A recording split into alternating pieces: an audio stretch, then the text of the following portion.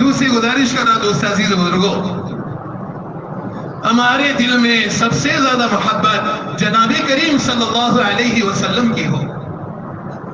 اللہ اکبر، کیا صحابہ کے قصص ہیں۔ ابھی آئے گا ربیع اول کا مہینہ جس میں اللہ کے رسول صلی اللہ علیہ وسلم دنیا سے چلے گئے۔ راوی کہتے ہیں اس وقت میں مدینہ پاک پہنچا اور اللہ کے رسول صلی اللہ علیہ وسلم کی قبر میں اترنے کی باری، اور آپ صلی اللہ علیہ وسلم کو قبر کے کنارے رکھا گیا ہے، اور حضرت بلال تہجد کی اذان دینے کے لیے کھڑے ہو گئے۔ اتنے میں کہ اللہ اکبر اشہد ان لا الہ الا اللہ واشہد ان محمد رسول اللہ، جیسے کہا سب سے پہلے ازواج مطہرات نے رونا شروع کر دیا، پھر اطراف میں رونا شروع ہو گیا۔ اہل مدینہ کی رونے کی وجہ سے پوری آواز ایسی گونج رہی تھی جیسے مینا میں حجاج کرام تلبیہ پڑھتے ہیں تو مینا کا میدان گونجتا ہے، اس طرح پورا مدینہ روتے روتے گونج رہا تھا۔ اس راوی کہتے ہیں کہ ایسی محبت ہوگی جناب کریم صلی اللہ علیہ وسلم سے حضرات انصار کو اور حضرات مہاجرین کو۔ انس بن مالک کہتے ہیں زندگی میں خوشی کا دن بھی دیکھا، زندگی میں سب سے بڑا غم کا بھی دن دیکھا۔ راوی نے پوچھا خوشی کا دن کیا تھا اور غم کا دن کیا تھا؟ فرمایا خوشی کا دن وہ تھا جب اللہ کے رسول مدینہ پاک آئے تھے، مدینہ کی ہر چیز خوشی سے جھوم رہی تھی، اور سب سے بڑا غم کا دن وہ تھا جب اللہ کے رسول صلی اللہ علیہ وسلم دنیا سے چلے گئے۔ مدینہ کی عمارتوں پر، مدینہ کی گلیوں پر جو اندھیرا اور تاریکی چھا گئی، فرمایا قیامت تک وہ کبھی واپس آنے والی نہیں۔ میں تو حضرات صحابہ کے محبت کا ایک ادنا قصہ سنا رہا ہوں کہ ان کے دلوں میں اللہ کے رسول صلی اللہ علیہ وسلم کی محبت کتنی تھی۔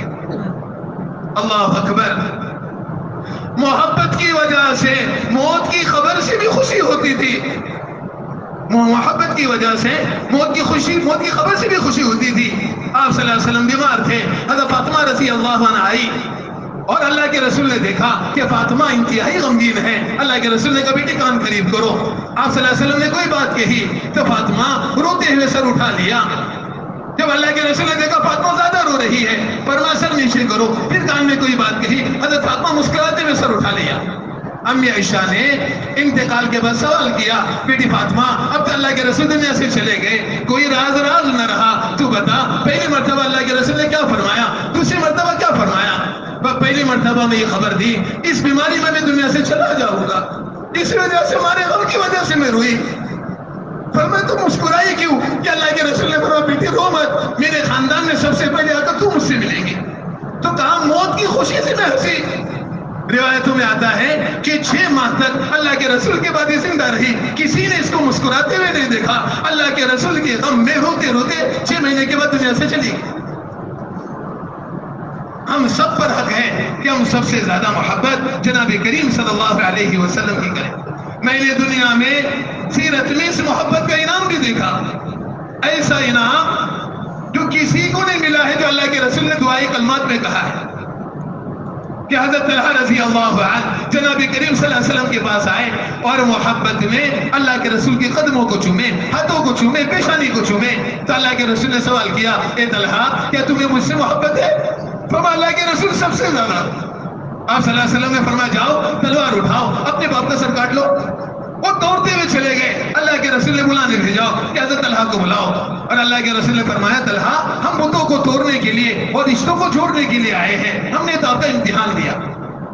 یہ بیمار ہو گئے، اللہ کے رسول ان کو ملنے آئے، خالی چہرے انور کو دیکھا، چہرے انور دیکھتے ہی کہا اس بیماری میں ان کی موت ہو جائے گی، لیکن ان کے انتقال کی مجھے خبر کر دینا تاکہ میں ان کی نماز جنازہ پڑھوں۔ لیکن ان کی آنکھ کھلی تو سوال کیا کہ اللہ کے رسول یہاں آئے تھے؟ فرمایا آئے تھے۔ فرمایا یاد رکھنا میرے انتقال کے اللہ کے رسول کو خبر نہ دینا، میں یہود کے محلے میں رہتا ہوں، کہیں اللہ کے رسول مجھے ملنے آئیں گے اور کہیں یہود اللہ کے رسول کو تکلیف نہ پہنچائے، اس وجہ سے خبر نہ کرنا۔ انتقال ہو گیا، نماز جنازہ پڑھی گئی، پھر اللہ کے رسول کو خبر دی گئی، اللہ کے رسول ان کی قبر پر آئے، غائبانہ نماز پڑھی اور آسمان کی طرف دیکھ کر کہا یا اللہ یہ طلحہ ہے۔ جب تیری ان سے ملاقات ہو رہی ہے تو ان کو دیکھ کر مسکرا رہا ہو اور یہ تجھ کو دیکھ کر مسکرا رہے۔ یعنی اتنی بڑی دعا اللہ کے رسول صلی اللہ علیہ وسلم نے ان کو دی، فقط ان کے محبت پر دی۔ دوسرا جملہ مجھے عرض کرنا، ہم تعلیم کے حلقوں سے لے کر جہاں کہیں اللہ کے رسول کی کوئی روایت سنیں فوراً زبان سے تصدیق کرے یہ حق ہے اور سچ ہے۔ یہ دوسرا حق ہے اللہ کے رسول صلی اللہ علیہ وسلم کا کہ ان کی ہر بات کی ہم لوگ تصدیق کریں۔ آپ علیہ وسلم اور ایک بدو کا ایک گھوڑے کے اوپر جھگڑا ہو گیا کہ آپ صلی اللہ علیہ وسلم اس کی قیمت ادا کرنے کے لیے آگے بڑھے تو پیچھے سے اس نے لوگوں نے منافقین نے اسے بھاؤتاؤ کیا. اس نے آواز لگائی اللہ کے رسول آپ کو لینا یا نہیں لینا, لینا یا نہیں لینا؟ میں تو لے چکا ہوں, قیمت ادا کرنے کے لیے آگے آیا ہوں. فرمایا آپ نے قیمت ادا کی, اس پر کون گواہ ہے؟ شیخ صاحب سے دو باتیں ہم نے سنی. آپ صلی اللہ علیہ وسلم کے پاس گواہ نہیں, لوگ بدو کو سمجھا رہے تو اللہ کے رسول سے گواہ مانگ رہا. اتنے میں حضرت خزیمہ بن ثابت آ گئے اور راستہ ہٹا دے. کیا ہو گیا؟ فرمایا یہ شخص کہہ رہا ہے کہ میں نے اونٹ بیچا نہیں, اللہ کے رسول کہہ رہے میں نے اونٹ خریدا ہے, اور یہ آدمی گواہ مانگ رہا ہے, اللہ کے رسول کے پاس کوئی گواہ نہیں ہے. حضرت خزیمہ آئے, میں گواہ ہوں, میں گواہ ہوں کہ آپ نے خریدا ہے. آپ صلی اللہ علیہ وسلم نے بطور امتحان سوال کیا, خزیمہ تم تو تھے نہیں جب میں نے خریدا ہے, تم کیسے گواہی دے رہے؟ شیخ صاحب سے ہم نے سنا اگر ذرا تذبذب میں آ جاتے, ہاں میں تو تھا نہیں, پر ان کا کفر صادر ہو جاتا. انہوں نے کہا اللہ کے رسول آپ نے آسمانی دنیا کی خبر دی, ہم کہاں تھے؟ آپ نے اتنا قرآن سنایا, ہم کہاں تھے؟ جو چیزیں ہم نے دیکھی نہیں آپ نے خبر دی, ہم نے یقین کر لیا. جب آپ اتنی بڑی چیزوں میں جھوٹ نہیں بولے, یہ ادنا گھوڑے پر کیسے جھوٹ بول سکتے؟ اللہ اکبر. دو انعامات ان کی زندگی میں ان کو ملے. پہلا انعام یہ ملا, اللہ کے رسول نے فرمایا خزیمہ آج کے بعد تیری گواہی دو آدمیوں کے برابر ہے. اور دوسرا انعام میں نے بہترین خوبصورت انعام دیکھا کہ ایک مرتبہ اللہ کے رسول صلی اللہ علیہ وسلم فجر کی نماز کے بعد بیٹھے اور سوال کیا کسی نے کوئی خواب دیکھا تو بتا دو. حضرت خزیمہ نے کہا اللہ کے رسول میں نے عجیب خواب دیکھا ہے. میں کیا خواب ہے؟ میں آپ کی پیشانی پر سجدہ کر رہا ہوں. اللہ کے رسول لیٹ گئے اور حضرت خزیمہ نے آپ صلی اللہ علیہ وسلم کی پیشانی پر سجدہ کر لیا. تو علماء نے وہاں باب باندھا جہاں حضرت خزیمہ نے سجدہ کیا ہے وہ اللہ کے عرش سے افضل ہے. لیکن ہمیں سبق یہ ملا کہ اللہ کے رسول کی ہر بات کی تصدیق کرنا یہ تو ہمارے ایمان میں سے ہے. میرے پاس وقت نہیں قصص سنانے کے لیے کہ صحابہ کیسے تصدیق کیا کرتے تھے. تیسری گزارش آپ سے کر رہا ہوں کہ اللہ کے رسول صلی اللہ علیہ وسلم کی ایک ایک سنت کو زندگی کا حصہ بنا دے رہے, ایک ایک سنت کو زندگی کا حصہ بنائے. میں چھوٹے چھوٹے سنتیں گنا دیتا ہوں مختصر. ہمارے یہاں سونے سے پہلے تسبیح فاطمہ ہے. ہم نے تو اتنا ہی یاد رکھا کہ اس کا پہلا فائدہ یہ ہے کہ تھکان دور ہوتی ہے, لیکن ابن کثیر رحمۃ اللہ علیہ نے اس سے بڑا فائدہ لکھا ہے. فرمایا داہنی جانب ایک فرشتہ ہے, بائیں جانب ایک فرشتہ ہے, یہ نیکیاں لکھتا ہے, یہ گناہ لکھتا ہے, لیکن یہ فرشتہ اس پر حکم ہے یعنی امیر ہے. تو یہ رات کو کہتا ہے یہ گناہ لکھنے والے فرشتے بتا اس بندے نے آج کتنے گناہ کیے ہیں, تو گناہ کی لسٹ رکھتا ہے سامنے.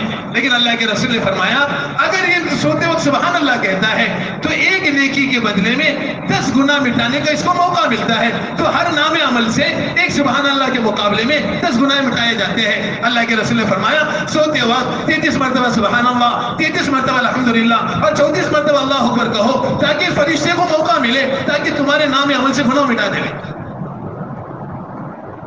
عجیب بات ہے.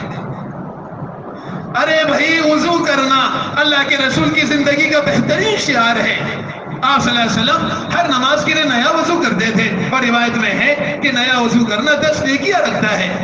لیکن اس کی حکمتیں کیا ہے؟ اگر آپ سو رہے سوتے وقت آپ نے وضو کر لیا, امام بہقی کی روایت ہے کہ سونے والے کی جسم کے ساتھ فرشتہ اپنا جسم لگا کر سوتا, کوئی تکلیف دینے والی چیز اس کے قریب نہیں آ سکتی. حضرت سے ہم نے سنا لوگ عاملوں کے پاس جاتے ہیں اور کہتے تعویذ دے تو مجھے نیند نہیں آ رہی. تعویذ تیری حفاظت کرے یا فرشتہ تیری حفاظت کرے؟ عبداللہ بن مسعود کہتے ہیں میں آیت الکرسی پڑھوں جو فرشتہ میری نگرانی کے لیے آتا ہے, اس کی قدموں کی آہٹ میں اپنے کانوں سے سنتا ہوں,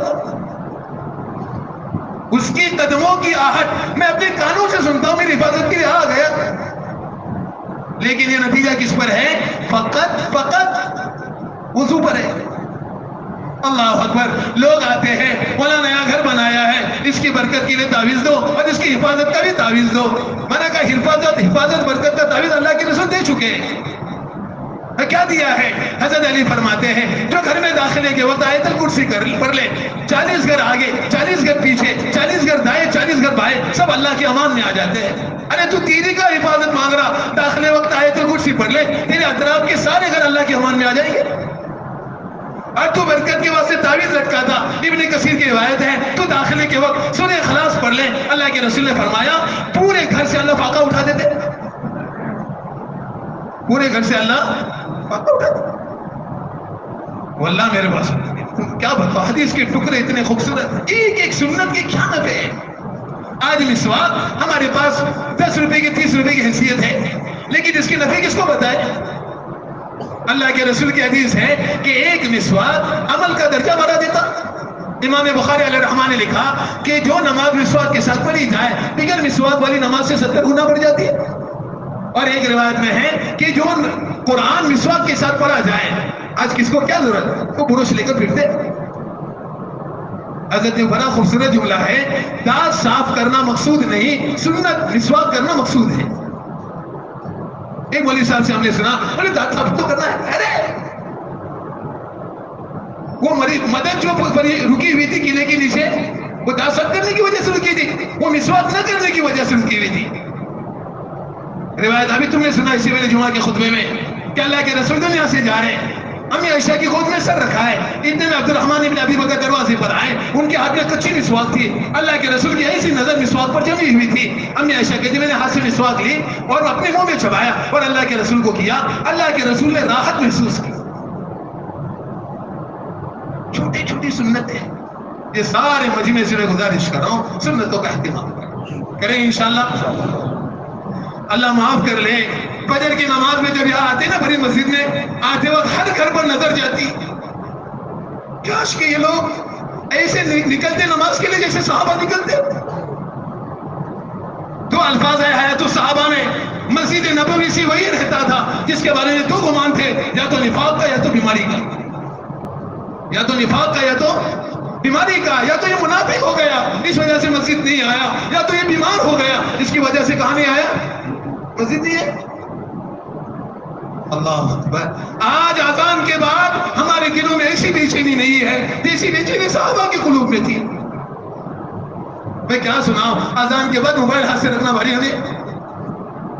اور صحابہ اذان کے بعد نماز کی ایسی تیاری کرتے تھے کہ جاسوس آپس میں کہتے تھے کیا ہم پر حملے کا حکم ہوا ہے. فرمایا نہیں, حملے کا حکم نہیں, یہ نماز کی تیاری ہے. 2 قصص میں نے پڑھے. فتح مکہ میں ابو سفیان نے سوال کیا حضرت عباس سے, کیا محمد صلی اللہ علیہ وسلم نے فتح مکہ پر حملے کا حکم دیا؟ فرمایا نہیں, اللہ کے رسول کے مؤذن نے اذان دی ہے, صحابہ نماز کی تیاری کر رہے ہیں. اللہ کرے ایک مؤذن کی آواز پر ہمارا ایسا ماحول بنے. 2 باتیں عرض کر رہا ہوں, ہر ایک کی ذمہ داری ہے. حضرت علی والا عمل, حضرت علی والا عمل اور حضرت بلال حبشی رضی اللہ عنہ والا عمل اپنی زندگی کا حصہ بنائے. حضرت علی کا معمول تھا, کوفہ میں جب اپنے گھر سے نکلتے تھے ہر گھر پر آواز دیتے تھے الصلاۃ الصلاۃ الصلاۃ. اس میں ہی حضرت علی کو شہید کر دیا گیا تھا. ہم بھی نکلتے وقت اپنے گھر والوں کو, اپنے پڑوسیوں کو الصلاۃ کہتے ہوئے ایسے جگائے جیسے حضرت علی جگا رہے تھے. اور حضرت بلال رضی اللہ عنہ کا معمول لکھا ہے, مدینہ کے ہر محلے میں جا کر الصلاۃ الصلاۃ کی آواز دیتے تھے. ہم بھی مسجد کی طرف آئے تو دائی بن کر آئے, ورنہ اتنی افسوس ہوتا ہے آتے وقت کہ ہم لوگ سوئے پڑے. ورنہ جملہ یاد رکھو, جو نماز پڑھے بغیر سو رہا ہے وہ آسمانی دنیا کے نیچے اللہ کے غضب میں ہے. مجھے روایت سے دلائل دینا ہے, ورنہ وقت ہو رہا ہے, وقت نہیں میرے پاس ساری چیزوں کی دلائل دینے کے لیے. ایک شخص نے آ کر اللہ کے رسول سے شکایت کی, اللہ کے رسول رات کو میں سوتا ہوں میرا اونٹ چیختا, جس کی وجہ سے رات کو مجھے نیند نہیں آتی ہے. اللہ کے رسول صلی اللہ علیہ وسلم نے اونٹ کو بلایا, فرمایا تو چیختا کیوں ہے, جس کی وجہ سے تیرے مالک کو نیند نہیں آتی کہ تو بھوکا ہے؟ فرمایا نہیں اللہ کے رسول. تو پیاسا ہے؟ فرمایا نہیں اللہ کے رسول. میں بھوکا ہوں نہ پیاسا ہوں, پھر چیختا کیوں ہے؟ فرمایا اللہ کے رسول میں اس کے ساتھ کھیت میں جاتا ہوں, یہ ظہر اثر مغرب وہی پڑھتا ہے, پھر واپس آتا ہے تھکا ہرا سو جاتا ہے, عشاء کی نماز نہیں پڑھتا. لیکن جب تک اس نے نماز نہیں پڑھی آسمانی دنیا پر میں اس کی غضب دیکھتا ہوں, میں اس سے چیختا ہوں کہ یہ غضب مجھ پر نازل نہ ہو جائے. اس کی آنکھ کھلے اور یہ نماز پڑھے تاکہ آسمانی دنیا کا غضب اس سے ہٹ جائے. آج سوچو گے ہم اطراف میں, کیا ہمارے بھائی, کیا ہماری عورتیں, کیا میں بہت ہم تو سمجھتے ہیں تبلیغ والے ہمارا کام نہیں ہے، مؤذن کا کام ہے، اس نے بلا دیا. نہیں نہیں دوست عزیز بزرگوں، یہ تو ہم سب کا کام ہے. سیدنا عمر کی بے ہوشی، سیدنا عمر رضی اللہ عنہ کی بے ہوشی کس سے ٹوٹی تھی؟ ورنہ ایسا خنجر مارا گیا تھا جو سیدنا عمر کی میدے تک آ گیا تھا. پونا میں مولانا شیخ صاحب نے جملہ کہا، میدے تک آنے کی وجہ سے اتبا دودھ پلائے وہ اتریوں سے باہر گرتا تھا، اتبا دوا پلائے وہ اتریوں سے باہر گرتا تھا. اور سیدنا عمر پر ایسی چادر رکھی ہوئی تھی. اتنے میں ان کے بیٹے آ گئے کہ ابا صلاح. سیدنا عمر نے چادر پھینک دی، فرمایا ہاں ہاں جو نماز نہ پڑھے اس کا دن میں کیا حصہ ہے؟ آج اللہ معاف کرے ہم تو سو جاتے ہیں.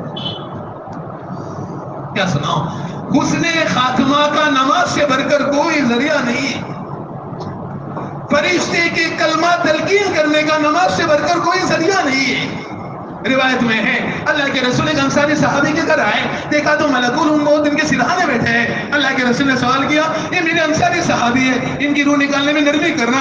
فرمایا اللہ کے رسول صلی اللہ علیہ وسلم پانچوں نماز کے اوقات میں آپ کی امت کو دیکھتا ہوں، جس کو نماز کا اہتمام کرنے والا پاتا ہوں اس کو میں خود کلمہ تلقین کرتا ہوں. اور اگلا جملہ کہا، اللہ نے مجھے حکم دیا ہے اس کی روح کو میں آسانی سے نکال لوں. روح کی آسانی سے نکلنے کا اور کلمے کی تلقین کرنے کا نماز سے بڑھ کر کوئی ذریعہ نہیں. اللہ معاف کر لے، ہمارے یہاں جماعت کی نماز تو ہلکی ہو گئی، ہمارے یہاں تو جماعت کی نماز ہلکی ہو گئی. بولا اللہ کے رسول جماعت کی نماز میں شرکت کے لیے دو آدمیوں کے سہارے سے گھسیٹ دیے گئے. امی عائشہ کہتی ہے میں کیوان سے منظر دیکھ رہی تھی، اللہ کے رسول کی دو قدموں میں طاقت نہیں تھی کہ چلے، تو اللہ کے رسول صلی اللہ علیہ وسلم ایسے گھسیٹتے ہوئے گئے اور انگوٹھے کے نشان ایسے ریت پر گھسیٹتے ہوئے جا رہے تھے اور جا کر جماعت کی نماز میں شریک ہو گئے. 3 مرتبہ بے ہوشی اور 3 مرتبہ غسل کے بعد ذرا سے افاقے کے بعد مسجد گئے اور جماعت کی نماز ادا کر دی. اور گزارش کر رہا دوست عزیز بزرگوں، آج ہماری نمازیں خشوع اور خضوع سے خالی ہیں. سیدنا عمر کی کلمات یاد آ رہے، نماز پڑھتے پڑھتے رخسار سفید ہو گئی، لیکن ایک نماز بھی عند اللہ مقبول نہیں ہے. اور ایک فرشتہ متعین ہے، اس کا کام یہ ہے کہ جس نے نماز بگاڑی وہ ایسا کپڑے میں لپیٹ کر منہ پر مار دے. کیا میں آپ کو خشوع اور خضوع کے قصے سناؤں؟ آج کتنی غفلت ہے نماز میں. ابو ریحانہ رضی اللہ عنہ سفر سے آئے، علماء نے لکھا 28 سال کا سفر تھا، اس میں آئے، گھر والی اپنے کو سج دج کر بیٹھی ہے. آج تو موبائل سج دج کر بیٹھا ہے، گھر والی سج دج کر بیٹھی ہے اور انتظار میں، اور وہ کہہ رہے 2 رکعت نماز پڑھ لو. کب پڑھ لو 2 رکعت نماز؟ 2 رکعت نماز میں فجر کی اذان ہو گئی. اللہ اکبر. شیخ صاحب سے ہم نے سنا ہم لوگ جنت کی تذکرے سنتے ہیں خواہش کے لیے، صحابہ جنت کی تذکرے سنتے تھے دنیا سے بے رغبتی کے لیے.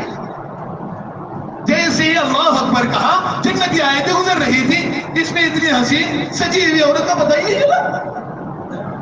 تو انہوں نے غصے میں کہا کیا تمہارے پر میرا حق نہیں ہے؟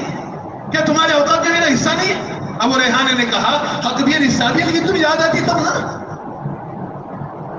مجھے اتنا سنانا ہے کہ ان کی نماز میں اتنا انہماک تھا جس سے ہماری نماز سے ہم بے خبر ہیں. کیا سناؤ یہ جملہ آپ کو. حضرت نے کہا نماز میں جس عضو سے جو رکن بگاڑا جاتا، بہت سخت جملہ معاف کرنا، جس عضو سے جو رکن بگاڑا جاتا وہ عضو اللہ کے بارگاہ میں شکایت کرتا.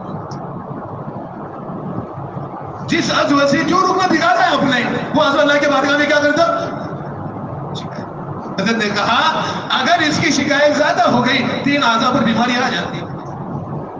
تو لوگ کہتے ہیں کہ بیماریاں اسباب سے ہے. حضرت نے کہا نہیں، بیماریاں اعمال سے ہے. جس رکن سے جس عضو سے تم اس کو بگاڑو گے خدشہ ہے ہمیں اس پر بیماری آ جائے. بہت سخت جملہ شیخ یوسف رحمۃ اللہ علیہ کا. اس وجہ سے اللہ کے واسطے نماز کو لاؤ خشوع اور خضوع پر، اور نماز کے آخر میں اللہ سے استغفار کرو. نماز کے آخر میں اللہ سے استغفار کرو. حضرت نے کہا جس عمل کو اللہ نے قبول کیا اس کی علامت یہ ہے کہ آخر میں زبان پر استغفار آتا. ورنہ اگر فخر آ جائے کہ ہم نے یہ کیا تو سمجھ لینا اللہ نے تمہارا عمل ضائع کر دیا. اور گزارش کر رہا دوست بزرگوں، اللہ اکبر. ہم بتکلف اکرام کی مشق کریں. یہ ہمارے اطراف والے نا، ان کو میں خاص کہہ رہا ہوں، یہ ہماری بستی تو ایسی ہے کہ یہاں تو ماں باپ ہم ساتھ میں ہیں، ورنہ ہم سب کا مجاہدہ یہ ہے کہ کوئی ماں باپ کو رکھ کر آیا ہے یا ماں باپ کو سنبھالنا ہے. شیخ صاحب کا پہلا جملہ، یورپ والے کتوں کی طرف اس لیے گئے کہ ان کی اولاد نے ان کو پیار نہیں دیا. اگر ان کی اولاد ان کو پیار دیتی تو یہ کتوں کو پالنے میں جاتے. ہم تو اپنی ماں باپ کو پیار دیتے. پیار دینے کا طریقہ سکھاتا ہوں. ام ایمن اللہ کے رسول کی حقیقی ماں نہیں ہے، فقط ایسی ماں ہے کہ اللہ کے رسول فرماتے تھے ام ایمن کو دیکھتا ہوں تو مجھے میری ماں کی یاد آتی ہے. لیکن ان کے ساتھ سلوک کیا کہ جب بھی ام ایمن دروازے پر آتی تھی اللہ کے رسول اکراماً کھڑے ہوتے تھے. اللہ کے رسول اکراماً کھڑے ہوتے تھے. کتنا پیارا منظر ہوگا. اور ام ایمن کو دیکھنے کے بعد یہ بھی نہیں کہتے تھے، سنت ہے یہ کہنا، میری امی کہتے ہوئے کھڑے ہوتے تھے. میری امی کہتے ہوئے کیا ہوتے تھے؟ اللہ کے رسول صلی اللہ علیہ وسلم کھڑے ہوتے تھے. اللہ اکبر. ان کی زبان میں لکنت تھی، ان کی زبان میں لکنت تھی. السلام کی جگہ سلام کہتی تھی تو اللہ کے رسول پہلے دور سے کہتے تھے وعلیکم السلام وعلیکم السلام وعلیکم السلام. امی جان السلام مت کرو، وعلیکم السلام. یا دوسری عبرت کیا ملی؟ اپنی ماں کی خطا سے ایسے درگزر کرو جیسے اللہ کے رسول کرو. کیا گزارش کر رہا ہوں دوست عزیز بزرگوں، آج سے اللہ معاف کرے ایجوکیشن کا ماحول ہے اور بچوں کو جن کو باپ نے پڑھایا اس سے خالی ہے. اس وجہ سے دوستوں کا اکرام ہے اور باپ سے بیزاری ہے. دوستوں کا اکرام اور باپ سے. سیرت ہم نے دیکھی کہ ابو بکر امیر بنے اور پہلے ہونے کے واسطے مکہ پہنچے، سارے لوگ استقبال میں کھڑے اور نہ بھی نہ باپ دروازے پر ابو قحافہ کھڑے احرام کی حالت میں توڑتے ہوئے میرے ابا کہتے ہوئے کیا باپ کو گلے لگتے. سارے رؤسائے مشرکین دیکھ رہے ایک باپ کا کیا اکرام ہو رہا ہے. آج کے زمانے میں جملہ کہتا ہوں اللہ معاف کرنا. ابو ہریرہ کہتے ہیں اللہ کے رسول نے دو باتیں فرمائی کہ اگر باپ کے ساتھ کھانے بیٹھے ہو اور ہڈی والی بوٹی ہو تو اس پر اپنا ہاتھ نہیں رکھنا، شاید ابا اس پر ہاتھ رکھے. میں سوچتا ہوں اس کا ایک ادب بتایا گیا. آج تو کون کھلائے اس کے بارے میں جھگڑا ہے. آپ ہی آگے سناؤ ان کو. یہی جماعت آئی تھی انگلینڈ کی، نانا بھائی ساتھ میں تھے. انہوں نے کہا ایک میت ہو گئی، ہم نے باپ کی بیٹی کو فون کیا کہ ابا کا انتقال ہوا ہے، ذرا آ جاؤ. فرمایا میں ڈیوٹی پر ہوں، ذرا آپ کفن دفن کر لینا، بعد میں پیسوں میں دے دوں. ہم نے بہت ضد کی تو آیا تو غسل دیتے وقت باپ کے ہاتھ میں یہ چھوٹی سی ہاتھ انگلی میں انگوٹھی تھی. جب انہوں نکال رہے تھے تو نکل نہیں رہی تھی. اسے اتنی تکلیف کیوں اٹھا؟ اسے بریک دیا، کٹ کر دیا اور انگوٹھی اٹھائی جیب میں رکھی اور انگلی لگے ڈسٹبن میں پھینک دی. یہ زمانہ آیا ہے، یہ خدا کی قسم یہ زمانہ آیا. اور اللہ کے رسول نے کیا ہدایت دی؟ ایسی جگہ کھڑے نہیں ہونا جس کے آگے منڈیر نہ ہو. تو باپ کو خیال لگا رہے کہ میرا بیٹا گرے گا، یعنی کوئی خوف کا حادثہ بھی باپ کو دینا منع ہے. آج کہا گیا باپ فون لگائے وہ کہے تو ہے گئے کر لو. آج کل آپ کے ساتھ وہی ہونے والا ہے جو آپ نے اپنے ماں باپ کے ساتھ کیا ہے. وہ انتظار کی گھڑیاں انتظار میں رہے گی اور آپ کو یاد آتا رہے گا کہ جو آپ نے کیا ہے وہ آپ کو بھگتنا پڑے گا. اس وجہ سے دوست عزیز ماحول کو ہم لوگ خوبصورت رکھنے کی کوشش کریں گے انشاءاللہ. حضرت کا جملہ بڑا پیارا، اخلاص کے ساتھ چھوٹا سا عمل جنت کا فاصلہ طے کر دیتا اور اخلاص کے بغیر بڑا عمل بھی جنت کا فاصلہ طے نہیں کرتا. اگرچہ سخاوت ہے، اگرچہ علم ہے، چاہے اللہ کے راستے کا خروج ہے، لیکن اخلاص نہیں ہے قبول نہیں ہے. اگر تو پوری زندگی ہے اور یہاں چھوٹا سا عمل ہے لیکن اخلاص کے ساتھ ہے، کتے کو فقط پانی پلایا ہے، اللہ کے رسول نے فرمایا میں نے اس کو جنت میں دیکھا. نیت کرو انشاءاللہ تعالی یہ سارے صفات اپنی زندگیوں میں لائیں گے. اور ایک آخری گزارش پر عبداللہ بن مکتوم کو انتقال کے بعد یعنی شہادت کے بعد لوگوں نے دیکھا نابینا ان کو قتل کیا گیا، اپنے دو بازوں سے اسلام کا جھنڈا پکڑے ہوئے خون میں لت پت گرے تھے. خون میں لت پت. کوئی کہنے والا یہ نہ کہے کہ مؤذن ہو کر نہ گیا، بیمار ہو کر نہ گیا، نابینا ہو کر نہ گیا، اس حالت میں بھی جا کر کیا ہو گئے؟ تو گئے. ورنہ اللہ کے رسول کا معذب جن کے بارے میں قرآن کی 16 آیتیں اتری. اللہ اکبر. اللہ کے رسول نے اپنے پیچھے 12 مرتبہ مدینہ میں ان کو امیر بنایا لیکن وہ بھی چلے گئے. یاد رکھنا زندگی میں جس کے دل میں اللہ کے راستے میں جانے کا خیال نہ آئے, اللہ کے رسول نے فرمایا مجھے ڈر ہے وہ نفاق پر مٹے گا. سخت بات ہے. جان چرانے میں خیر نہیں, لگانے میں خیر نہیں. آج چرا لو, کل زندگی کا اللہ کو حساب دینا ہے. اور ہمیں ایسا کہتی ہے حساب سے ایک کلمہ پوچھیں گے نا کیوں کیا تو نے. تو اللہ کے رسول نے فرمایا جس کو سوال کیا نا کیوں کیا تو نے, فرمایا وہ تو برباد ہو گئے. بھائی زندگی تو اتنی خوبصورت بناؤ بغیر شے کے سن کے کہ جب قبر میں اترے گا تو فرشتے اس کے پاس منکر نکیر بن کر نہیں آئیں گے, مبشر و بشیر بن کر آئیں گے. پوری زندگی سے اللہ کہا, پوری زندگی محمد صلی اللہ علیہ وسلم کہا, پوری زندگی اسلام کہا. اس کا کیا سوال کرنا؟ حضرت کا سوال ہوگا لیکن بطور رسم ہوگا پر بطور امتحان نہیں ہوگا. اور عجیب خوبصورت جملہ کہا, اس کی قبر کی زندگی کا وقفہ کیسے ختم کریں گے اللہ. ایک تو روایت ہم نے پڑھی کہ اللہ کہیں گے سو جا جیسے پہلی رات کی دلہن سو, اور ایک روایت میں ہے اس کا وقفہ ختم کریں گے جنت کی حور اس کی قبر میں جھانکیں گی اور اس کے گلے میں موتیوں کا ہار ہوگا. جب یہ بھاگنے لگیں گی تو یہ ہاتھ ڈالے گا اور اس کا ہاتھ اس کے نیکلیس پر گرے گا, کھینچے گا, فرمایا وہ موتی اس کی قبر میں گرنا شروع ہو جائیں گے تو موتی جمع کرتے کرتے قیامت برپا ہو جائے گی. یہ منظر سے اس کی قبر کی زندگی ختم کر دیں گے. لیکن دوست عزیز بزرگوں, اس کے لیے ہم نے کہا دیکھو ہمارا اجتماع قریب ہے, 8 اکتوبر سے ہمیں جماعتیں بنانا ہے. اس وجہ سے بتائیں انشاءاللہ تعالیٰ کس کا ارادہ ہے جو 5 ماہ کے لیے 4 ماہ کے لیے اللہ کے راستے میں جائیں گے.